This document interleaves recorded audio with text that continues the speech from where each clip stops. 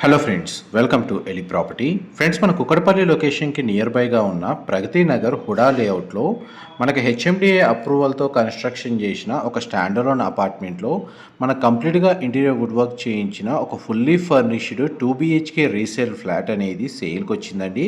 And మీరు ఇప్పుడు వీడియోలో చూస్తున్న ఫ్లాటే మనకు సేల్కి అవైలబుల్ ఉంది.